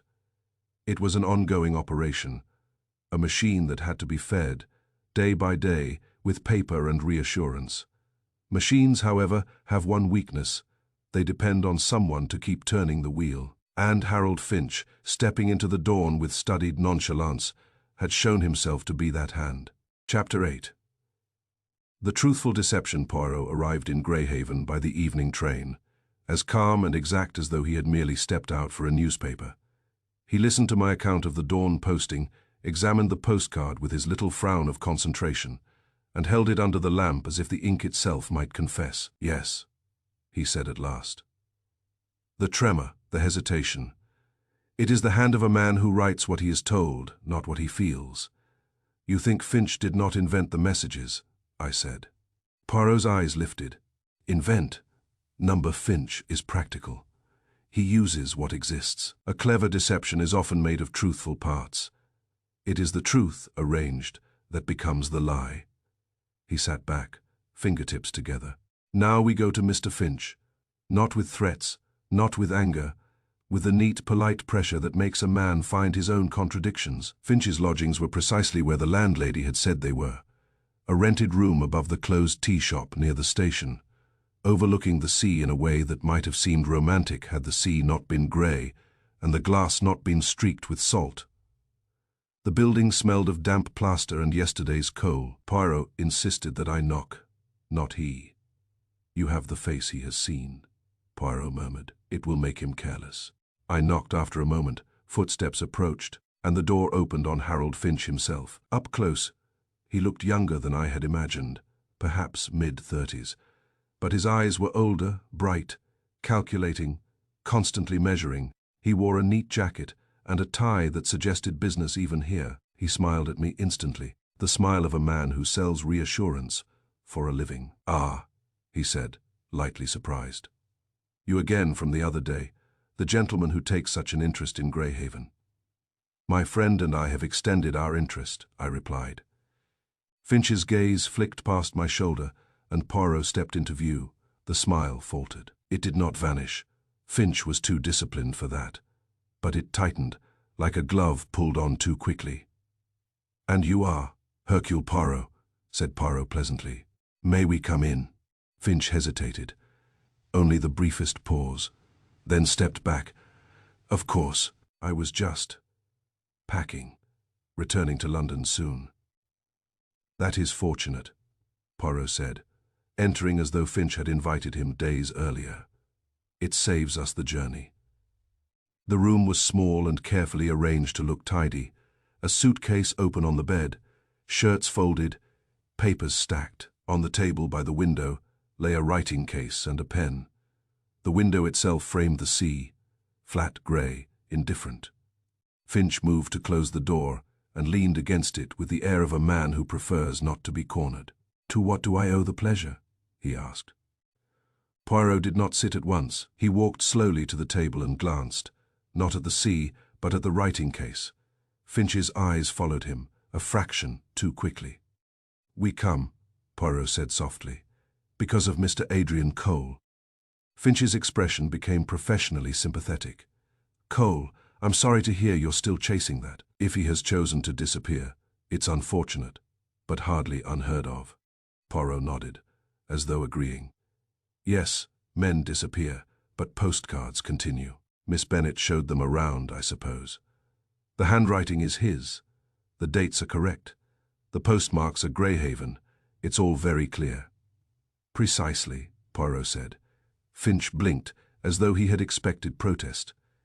"Not agreement. Then what is the problem?" Poirot sat down at last, folding his hands with delicate care. "The problem," he said gently, "is that everything is clear in the narrowest sense, and yet the truth is missing in the larger sense." Finch gave a small laugh.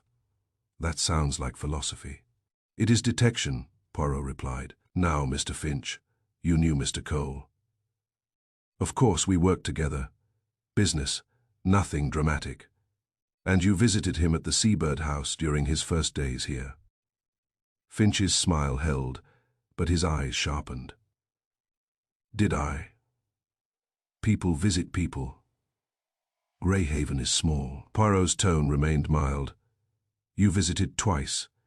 You brought papers in a brown envelope." Finch lifted his shoulders. "If you say so, what of it?" Poirot reached into his pocket and produced the postcard I had taken at dawn. He placed it on the table between them, not thrusting it forward, merely setting it down like a chess piece. "This," Poirot said. You posted this morning. Finch's gaze dropped to the card. For a fraction of a second his face went blank. Pure calculation, no mask. Then the mask returned. I post many things, he said lightly. If Mr. Cole asked me to post something, it's hardly a crime. Poirot nodded. Number, it is not a crime to post, but it is interesting, because Mr. Cole has been absent from Greyhaven for more than 2 weeks. Finch's smile wavered again. Absent. How do you know? Poirot's eyes were steady. Because he stayed only 4 days, because neighbors saw him leave with his suitcase, because Mrs. Pritchard's register was altered, because you returned after he left, asking whether the postcards were posted. Finch's jaw tightened. You've been frightening that woman. Poirot's voice was calm. You frightened her first, with money. Finch's pleasantness thinned into irritation. Look, Mr. Poirot, if you're trying to suggest I harmed Cole, you'll need more than gossip from Seaside busybodies. Poirot inclined his head. We do not yet speak of harm. We speak of postcards. Finch's eyes narrowed. Then speak. Poirot's fingers tapped the postcard once, lightly. The handwriting is his. Yes, the dates are correct. Yes, the sea air is splendid. Yes, everything about the card is truthful, except the one thing the card is meant to imply. Finch stared. And what is that? That Mr. Cole is alive, Poirot said. The words fell quietly, but they changed the room. The sea beyond the window seemed suddenly louder, though it was doing nothing different. Finch's face held its composure by effort now. His lips tightened. You have no proof of that, he said. Poirot smiled faintly. Not proof, perhaps, but we have logic, and logic is very often the beginning of proof. Finch moved away from the door and walked to the window, as though he required the sea at his back. You're spinning theories, he said. Cole could have left Greyhaven and still arranged for his postcards to be posted here. He might have asked Mrs. Pritchard. He might have asked me. He might have written them in advance. He was that sort of fellow, careful, prepared. Why is that so difficult to accept? Poirot's eyes brightened with something like satisfaction. Ah, he said softly. You are very helpful, Mr. Finch. You have just given us the exact mechanism. What do you mean? Poirot's tone was gentle, almost conversational. Mr. Cole did indeed write them in advance. That is why the handwriting is genuine. That is why there is no forgery required. He wrote them during his first days here, perhaps intending to mail them gradually, perhaps intending to reassure Miss Bennet while he thought. He may have believed it wise, he may have been persuaded. Finch's face was still, but a faint color rose at his throat. Poirot continued. Then something happened. A quarrel, a meeting, a decision. And after that, Mr. Cole was no longer able to mail his own postcards. Finch's voice sharpened. You are implying... Poirot lifted a hand. I imply nothing that your own behavior does not support. You came at dawn to the post office with a single postcard. You posted it like a habit, not like a favor done once. And when my friend examined the writing closely, he saw the slight tremor, the altered pressure, signs of copying. Finch's eyes flashed. Copying absurd. Poirot nodded toward the writing case on the table. Is it absurd? Let us imagine. You find among Mr. Cole's belongings a bundle of written postcards. Genuine, cheerful. Convenient. You realize at once their value. They create the illusion that he is alive and well, enjoying the sea. They delay questions. They buy time. Finch's mouth opened. Closed again. His gaze went involuntarily to the suitcase on the bed, to the papers stacked with neat edges. Poirot's voice remained soft, but it was relentless. Time for what? Mr. Finch, time to settle debts. Time to move money, time to adjust accounts so that Mr. Cole's discovery becomes less discoverable. Finch's composure cracked for the first time into anger. You have no right. Poirot's eyes hardened. I have every right to seek a missing man. Finch took a step forward, then checked himself. He smiled again, but it was a brittle smile now. Fine, he said. Yes, he wrote postcards in advance. He liked to be organized. He spoke of it to me. He thought it would be amusing. He left them with Mrs. Pritchard. Perhaps she asked me to post one.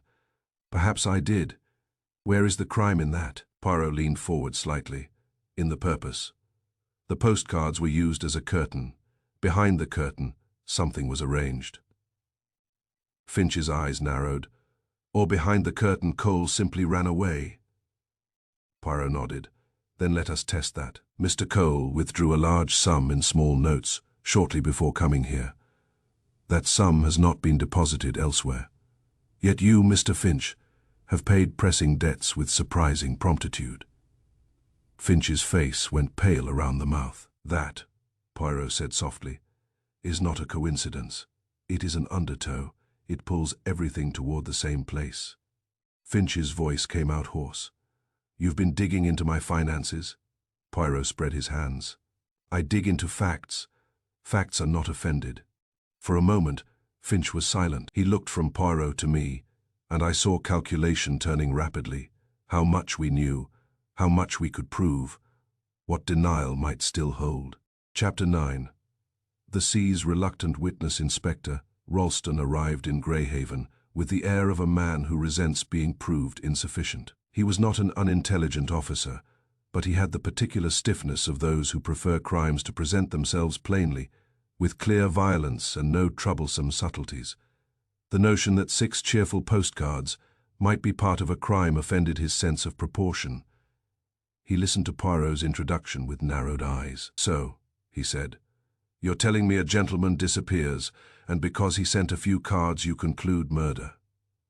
Poirot's expression remained polite. No, Inspector.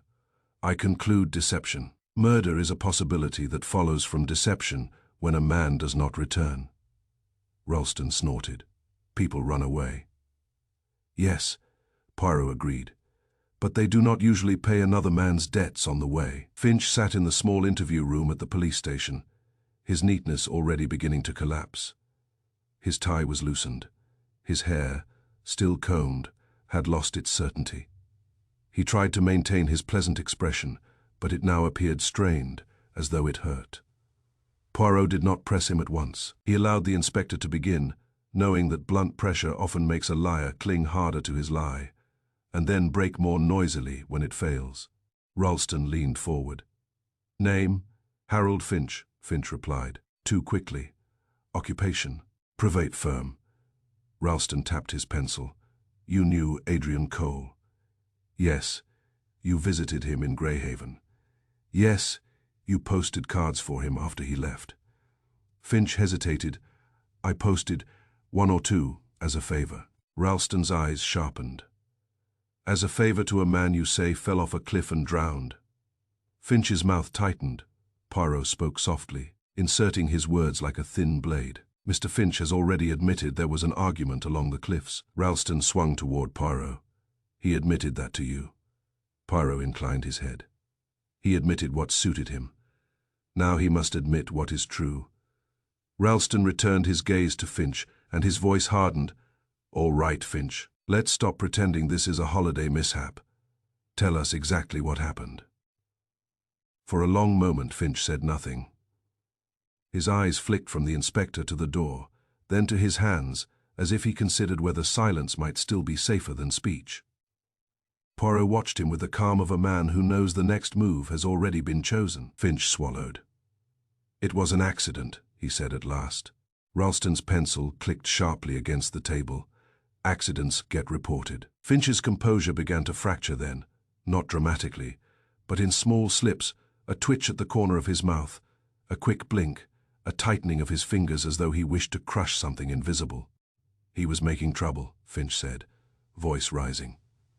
Cole, he found things. He thought he'd uncovered some grand scandal. He didn't understand how business works. He didn't understand.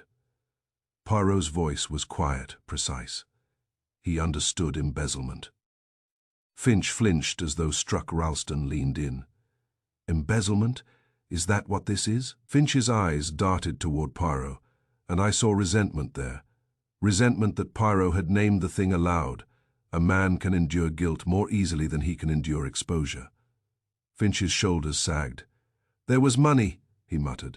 Accounts transfers. Cole said he'd report it. He said he'd go to the police.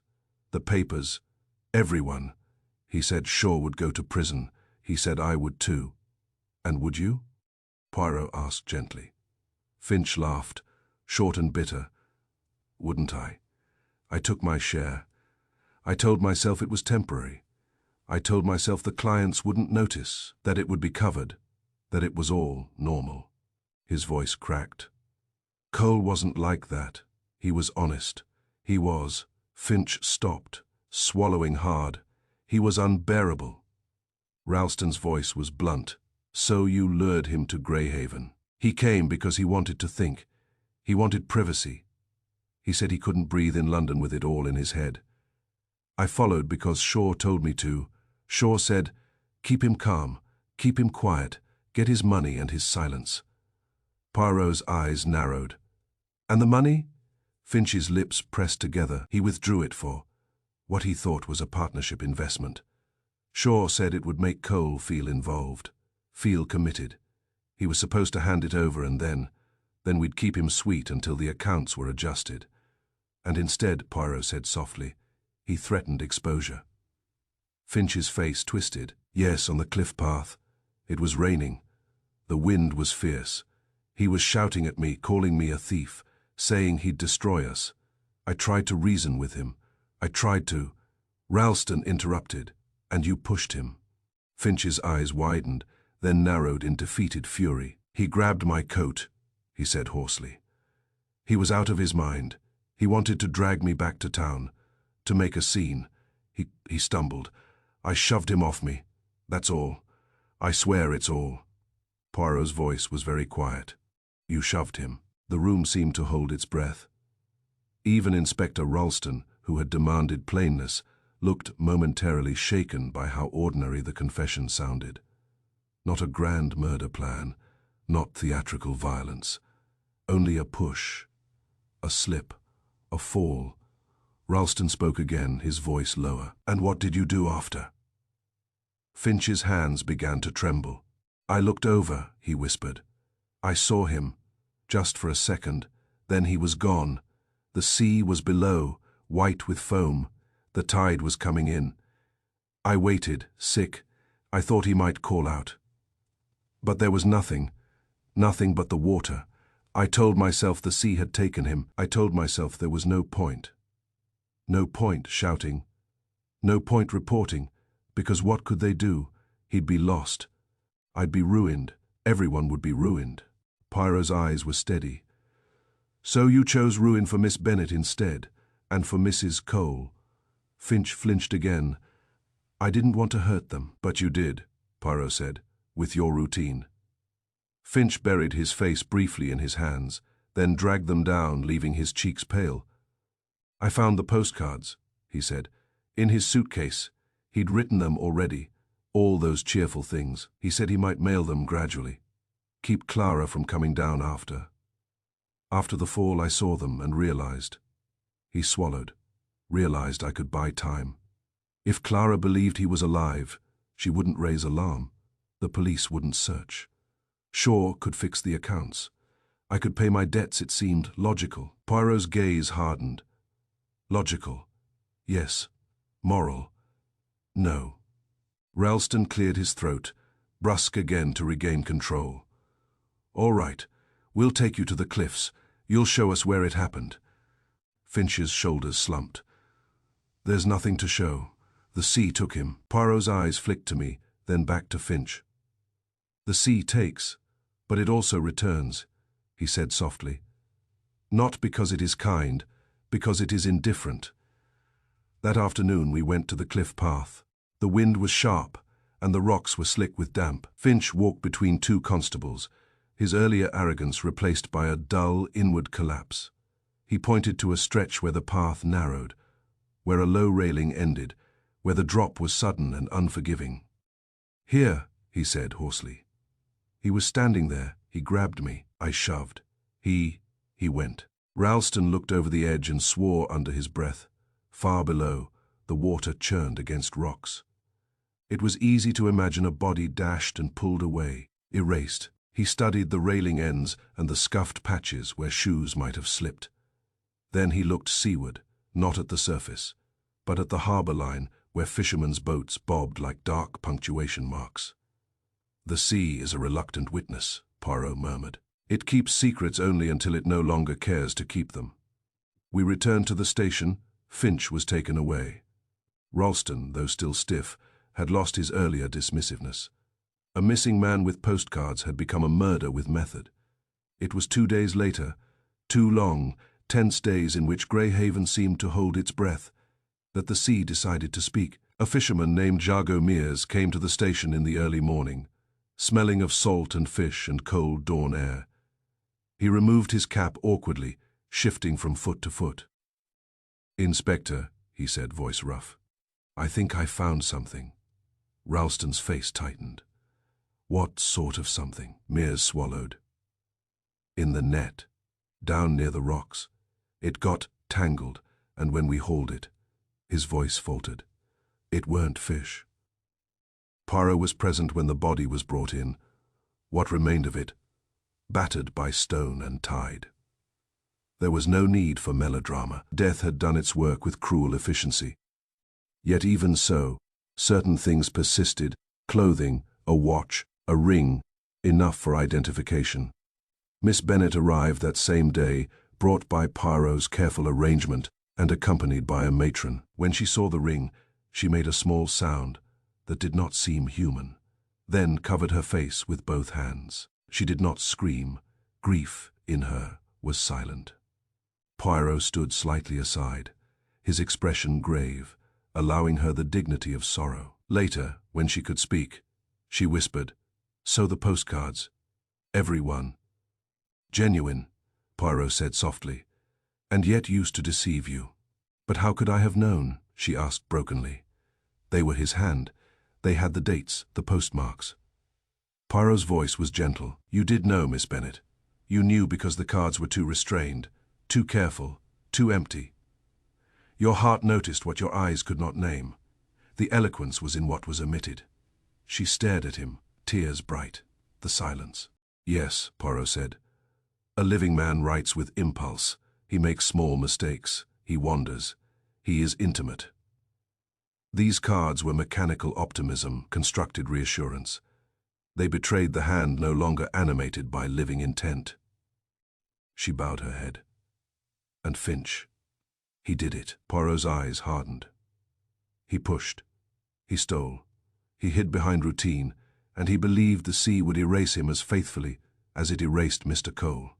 He paused, then added, quietly, "But the sea is not loyal to criminals. It only waits until it is tired of holding what it has taken." Outside, the tide moved as it always did, advancing, withdrawing, indifferent to human misery. Yet in its indifferent rhythm it had surrendered the truth at last, and Greyhaven's bright postcards, with their sunlit lies, could no longer hold back what had been inevitable from the beginning. The case, however, was not finished. Finch was a hand that pushed. But behind that hand lay another mind, smiling, arranging drafts, moving money, Mr. Shaw, and Poirot's eyes, once fixed upon the sea, turned now toward London, where the greater reckoning still awaited. Chapter 10. The silence concluded, we returned to London under a sky that seemed determined to remain the colour of pewter. Greyhaven had not released us with any sense of triumph. It is one thing to solve a puzzle, it is another to carry the weight of what the solution means. In the carriage Poirot sat very upright, hands folded, his gaze fixed not on the passing countryside, but on some inward arrangement of facts and consequences. When he spoke, it was only to ask a practical question, an address, a time, a name. The rest was silence, and in that silence I recognized not fatigue, but respect for the dead, and for the living who must absorb the dead into their lives. Miss Clara Bennet came to Poirot's sitting room the following afternoon. The rain had ceased, but the damp remained in the air, clinging to clothes and spirits alike. She entered without the trembling urgency of our first meeting. She was paler, and her eyes looked larger in her face, but she held herself with a quiet dignity that was almost severe. Grief had steadied her into something hard and clean. Poirot rose and bowed. "Miss Bennet." She sat. Her hands rested in her lap, ungloved now, fingers interlaced as though she feared they might shake if separated.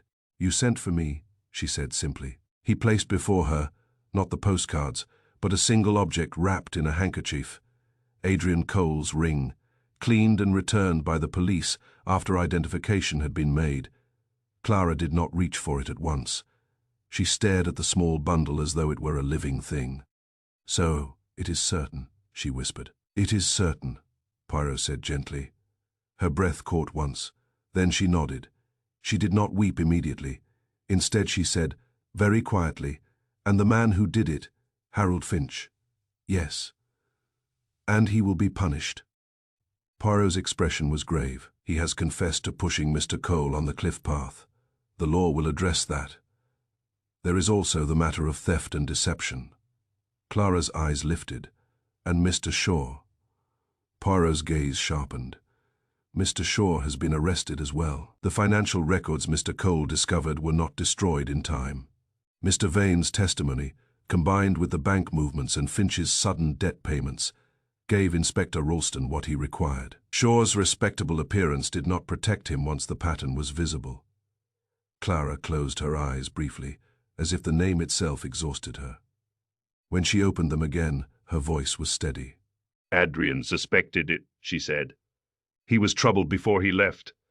I thought it was only work." He would sit and stare at nothing, and then suddenly ask me about small household expenses, as if he needed the comfort of numbers to keep himself from thinking about other numbers. Poirot nodded. He was an honest man.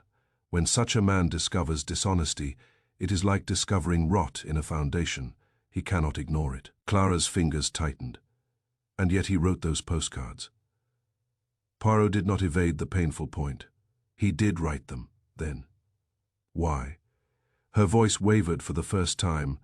Why would he write such cheerful things while he was frightened? Poirot's tone remained calm, but it held sympathy. "Because he loved you, Miss Bennet. Because he wished to protect you from anxiety while he made a decision. He did not know that his kindness would be used as a tool." Clara stared down at her hands. "So every card was genuine?" "Yes," Poirot said. "Each card was true in its smallest statements. The sea was there, the air existed. The town could be described. But the greater statement, the one the cards were meant to suggest without saying, was false." She swallowed. "That he was alive." Poirot inclined his head. "That is the truthful deception. A lie made of truths is the hardest to detect, because it borrows the authority of what is real." Clara's eyes glistened, but she did not allow tears to fall. "When I first showed you the cards," she said, "I could not explain what was wrong. It was like listening to Adrian speak through a wall. The voice was his, but the warmth was missing." Poirot's gaze softened. "You perceived the silence between the words. That was your courage. Many would have accepted the postmark and forced their hearts to be satisfied." She gave a small, sad smile. "The police told me I was imagining things." "The police," Poirot said with a faint sigh, "often imagine only what fits their experience. You, Miss Bennet, imagined what fit your knowledge of the man." For a few moments no one spoke. The fire crackled softly. Outside, a cart rolled past on wet wheels. Life continued, indifferent and insistent. At last Clara reached forward and took the wrapped ring. She held it tightly, then, very carefully, unwrapped it and slipped it onto her finger for an instant, as though to feel its weight. Her composure held, but I saw her throat work as she swallowed grief back into order. "What happens now?" she asked, not dramatically, but with the practical need of someone whose future has been abruptly rearranged. Poirot's voice was gentle. "Now there is the sorrow, and then there is the living. Mr. Cole's mother will be cared for. There will be legal matters, and there will be time that will feel empty at first. But time also heals, little by little, when one does not use it to build more lies." Clara nodded slowly. "You speak as if you have seen this often." Poirot's eyes were very bright, but his voice remained quiet. "Too often," she rose. I am grateful, she said simply. Not only for finding him, but for ending the waiting. Waiting was the cruelest part. Poirot bowed. Waiting is what the postcards were designed to create. It was the criminal's greatest weapon. When she had gone, I found myself standing by the window, looking out at the same London street we had watched on that first damp morning. It seemed impossible that so much could begin with 6 harmless pieces of cardboard. Poirot returned the postcards to the table and squared them with his fingertips, as though restoring them to the correct alignment in the world. You were right, I said quietly. It was not what was written, but what was unsaid. Poirot nodded. Yes, deception flourishes, not always through elaborate invention, but through disciplined repetition. Finch trusted the honesty of the postal system to shield him, forgetting that systems reveal patterns to those who observe. And the sea, I murmured, thinking of the cliffs, the tide, the indifferent water that had held the truth, and then yielded it. Poirot's gaze grew distant for a moment. The sea seems a perfect accomplice, he said softly. It is vast, it erases, it makes men feel small, but it is not loyal. It keeps its secrets only until it no longer cares. One day it returns what it took, not for justice, but by chance. And chance is the last refuge of many criminals. He picked up the first postcard again and turned it over, reading the neat, cheerful lines once more. Then he placed it down as though closing a book. The postcards did not say, "I am dead," Poirot said. They did not say, "I am afraid," or "I am trapped," or "Help me." They said only, "Do not worry."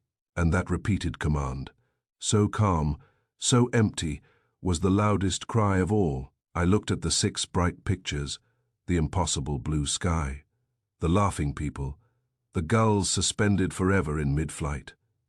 They seemed now like masks left behind after a play, pretty, meaningless, and faintly sinister because of what they had concealed.